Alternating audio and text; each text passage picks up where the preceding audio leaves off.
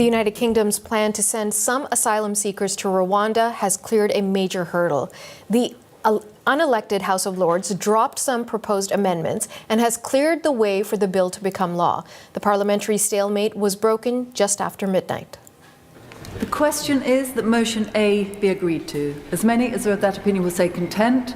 Contrary, not content. The contents have it. The House of Lords had been refusing to back the plan without additional safeguards, but in the end it relented. The law would send some asylum seekers to Rwanda, even if they have no connection to that country, in an effort to deter migrants from crossing the English Channel illegally, sometimes in some very unsafe conditions. Prime Minister Rishi Sunak has vowed to bring down the number of people who illegally enter the country, especially Islamists, who come on in their hundreds on boats of all sizes, and infest the UK in a way that disrupts public peace and the safety of UK citizens. The House of Commons has spoken, the Conservative Party has come together, the Rwanda bill has passed. It's important that we get the Rwanda scheme up and running because we need to have a deterrent. We need to make it clear that if you come here illegally, you won't be able to stay and we will be able to remove you. Rishi Sunak's policies have been received with mixed reactions from the public and press, but not half as much as his Rwandan policy, which might see an end to the illegal immigrant problem. And just hours after the bill was approved, 5 people died while trying to cross from France into the UK. Authorities say several boats packed with migrants attempted to depart the French coast in the early morning hours. A small, overcrowded boat was reportedly carrying more than 100 migrants when several people fell into the water. Let's turn now to Lauren Landau. He is a professor of migration and development at the University of Oxford. Professor, thank you for joining us today. It's a pleasure to be with you. Professor, I want to get into some of the details of this legislation, how it would work, but begin with your initial reaction to the bill getting passed and then almost immediately after people dying in that crossing into the channel. What do you make of this? I think what we're seeing now is desperation from the part of the UK government, an effort to try to show that they're not completely powerless when it comes to preventing people to come. But of course, the strategies that they're adopting will do very little to stop people from coming, but it will result, as we've seen already, in more deaths, more suffering, more exploitation. I think they will be sued. I think they will have to overturn this law. But I think what we're seeing now is desperation and a kind of recognition that they've got no options to try to stay in power apart from doing this. The fact that a good number of people have died while trying to cross the English Channel is certainly a bad precedent for the new law and what it means for the community as a whole. Will we see more deaths as a result of the Prime Minister's bill? Planes are booked. The date for the first flight is out on the 24th, I think it is, of July. We haven't given more details beyond that to not compromise the operational security, but there will be a regular rhythm of flights, not just one. And the important point here is this is about establishing a deterrent, because I believe that if people come here illegally, they shouldn't be able to stay. We need to have somewhere safe to remove them, and that's how we will stop the boats. And that's what Rwanda is about.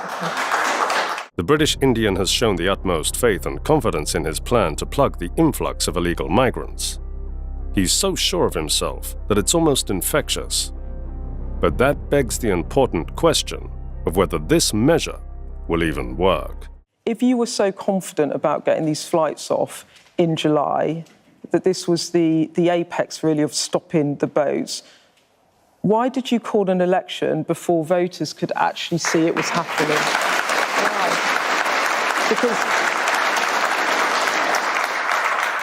Because an election is an important moment for our country, and my priority when I got this job was to restore economic stability. And we talked about bringing inflation down and getting the economy growing, and then being in a position, as we are now, to cut people's taxes. And for me, with that economic foundation established, it was the right moment to have an election to then discuss the future of our country. And this election is about the future. And you're right, on migration, there is a choice at this election, and elections have consequences. I've got a plan about what I want to do. And I'm going to come on to that. And Keir Starmer doesn't agree with that plan. Okay, and can't tell you what he would do with illegal migrants. And that's a choice for everyone here and everyone watching. If you want to stop the boats, there's a choice of how you think that needs to be dealt with, and I'm the one that's got an answer for you. And I would like to talk to you about a bigger issue that people are concerned about. Sunak gets drilled and has to defend himself with his migration stats and numbers. On paper, it looks like he has done a significant amount of work, But the reality of the situation is less optimistic for the Prime Minister. Crossings have risen by 40% this year against last year to 11,247 people crossing on small boats this year. It's going to be a record year. You have failed to deliver on this pledge. Please acknowledge it. No, if you look at the sum total of the time that I've been Prime Minister, because you've picked one particular period. Ben Habib is not half as confident as the Prime Minister about what he has termed a waste of resources and taxpayers' money. Ben even thinks that this measure will fail spectacularly. 4 months of long and fiery battles in Parliament, peers voting 5 times to scupper the plan.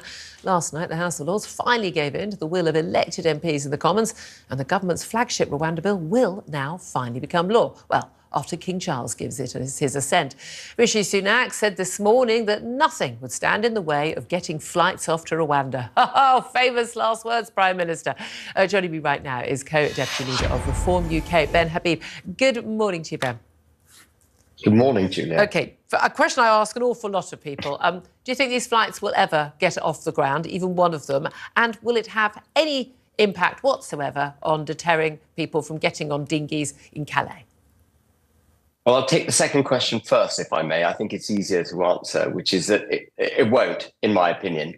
Any number of people being deported to Rwanda will have zero impact on the number of people crossing the channel because, well, first of all, we've got to remind ourselves what the Rwanda bill is. It will only deport single men to the Rwanda Treaty, it'll only deport single men to Rwanda. So if you're a would-be people smuggler and you want to get around the legislation, well, the easiest way to do it is to pivot towards women and children coming across the channel. It also makes it much more difficult for the UK government optically to take, strong legal action if it's women and children coming across the channel. That's the first thing. And then, of course, as we all now know, there's a limit to how many people Rwanda can take. I think it's about 4,000 at full tilt, which means but only a few hundred this year. And only a few hundred this year, which means that you've got a 95% plus chance of making it through the court system and not being deported to Rwanda. And given all the trials and tribulations which you were prepared to take and risk on your way to the channel, why does anyone think that that would act as a deterrent? So I think this has been one hugely expensive legislative international treaty exercise which is going to fail, whether or not flights take off. Is there a principle? Is there a principle involved, though, that, the government should be able to get this through, past the courts, past the House of Lords, past the European Court if necessary, that the British government, democratically elected, whether people like it or not, with a majority, should be able to pass these sorts of laws? Is that an important principle to establish? So that's the more interesting question. It doesn't deal with the illegal migration problem, but it's a really interesting question because it goes to the heart of many things in this country at the moment, including the reluctance of the government to give effect to a proper Brexit, which is that we seem to have defeated our ability domestically to pass laws and make policies for the United Kingdom that are good for the United Kingdom. We seem to wish to take the knee and are prepared to take the knee to international institutions at every opportunity. And what this bill, this now act, or will be an act shortly, seeks to do is to say to the courts, you cannot not deport someone to Rwanda just because it's Rwanda. And the only individual in this country who can take note of an ECHR ruling as far as Rwanda is concerned is a government minister. And then the government minister can decide whether or not these interim rulings are given any effect.